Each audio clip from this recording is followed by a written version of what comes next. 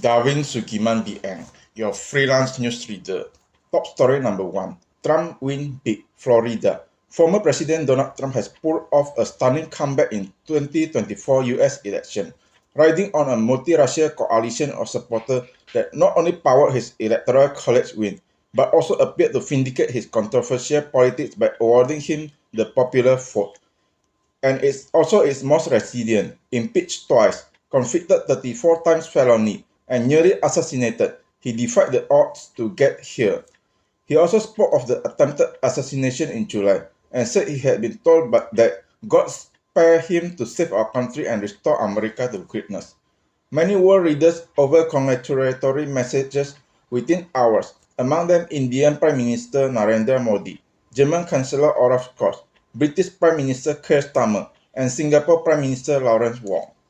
In his campaign speech, Trump has claimed he would be able to bring the war in Ukraine and Gaza to a quick end, restrict China's trade practice, force allies to pay for their fair share for benefiting from collective security arrangements largely underwritten by the US. US stock futures rallied at the prospect of a second Trump administration, and the US dollar was on course for its biggest daily gain in 2 years. Men, women, young, old, black, white, and brown gathered there had all agreed that Democrats would once again steal the election, and they would have to relieve the consequences of the 2020 election, which Trump has never considered to losing. But who would thought that Trump would emerge as the greater unifier in a hotly contested election in a dramatically polarized nation? His first victory in 2016 was powered almost exclusively by white voters, but this time he diversified with great success. Professor John Gear at Vanderbilt University in Tennessee offered a clue. The public thinks the country is on the wrong track and want to disrupt a system that no longer works for them. The question for Trump now is whether he can carry the millions of voters who did not choose him. My guess is that long after he is done being president, he is still going to be celebrated by children of those 40% of Americans. Top story number 2. How Kamala lost. There is disappointment in how America has decided to choose a convicted felon for a president. If you want to see the ultimate white privilege, it is this, said Maryland lawmaker Gabriel Sim. Jordan McWiane said, I feel like my vote didn't count at all. I don't know, I voted for Kamala. For one, she is not a criminal. Mr. Cynthia Davenport said, in good conscience, I could never vote for someone the character of Trump. His disrespect for women, of immigrants, just his moral character is not befitting of a president. Back in Washington, Miss Sheila Carper said, the world needs to be scared, she said. Trump has no sense of why we have allies. Our reputation is already damaged. Will the rest of the world trust us? For Kamala, trying to brand herself as an agent of change with a new way forward was always going to be an uphill battle for Ms. Harris. Even with the Democratic Party's incredible discipline, its strong ground operation to get out the vote, and her campaign's impressive effort to put together policy proposals to build an opportunity economy and improve lives of the broad middle of Americans. As Trump had put it during his one and only debate with her, she started by saying, she's going to do all these wonderful things. Why hasn't she done it?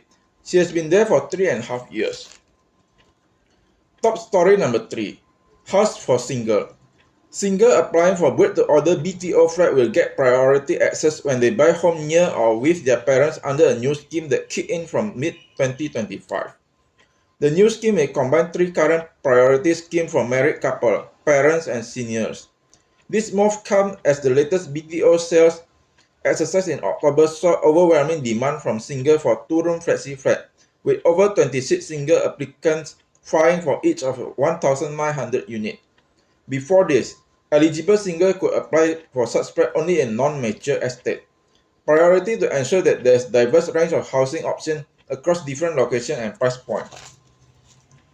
More than 8 in 10 first-timer families who bought new or resale HDB flat could service their HDB loan using Central Provident Fund CPF contribution with little or no cash payment.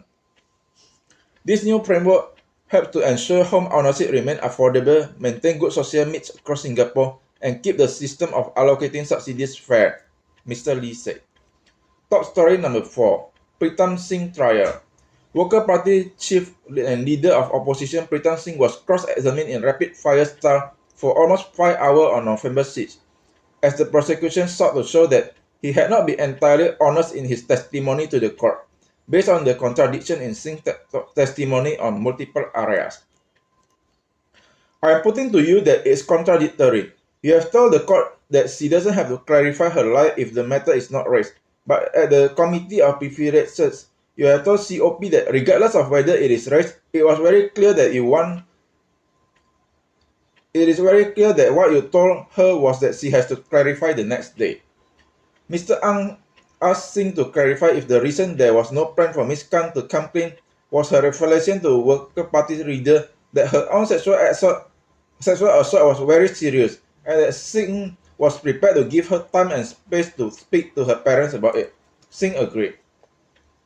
On November 5, 2024, Singh said that he told Ms. Khan to take ownership and responsibility, adding that he would not judge her when he sensed her discomfort. What I mean by that was, I will not judge you if you take ownership and responsibility, he added. Ms. Khan testified earlier that she thought Pritam Singh meant he would not judge her for continuing the narrative. Ms. Khan on August 3, 2021 told Parliament how she had accompanied a sexual assault victim to police station, while the victim was repeatedly treated insensitively. She repeated the claim before the House on October 4 that same year, before admitting to her lie in November 1, 2021. Top story number 5. Israel Defense Minister.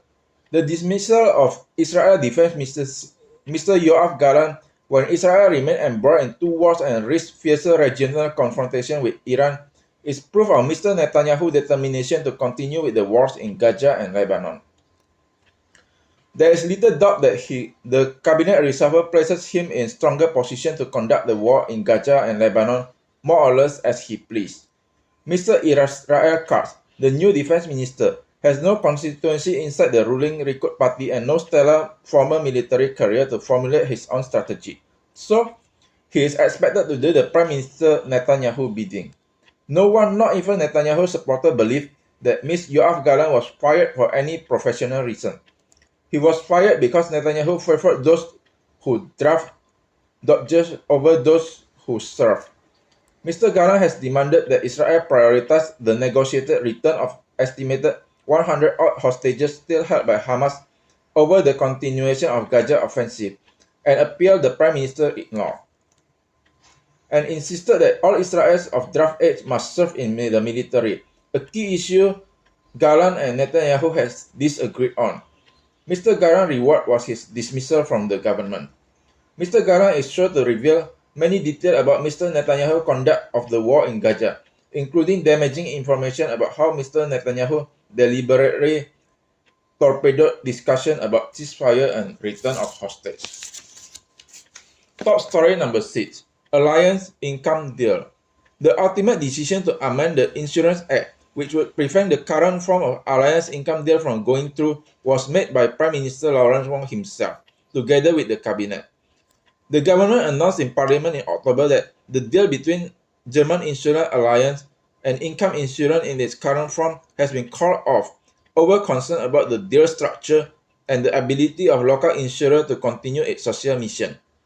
Mr. Shanmugam also clarified misperception relating to the halting of the deal that he had noted wider discussion.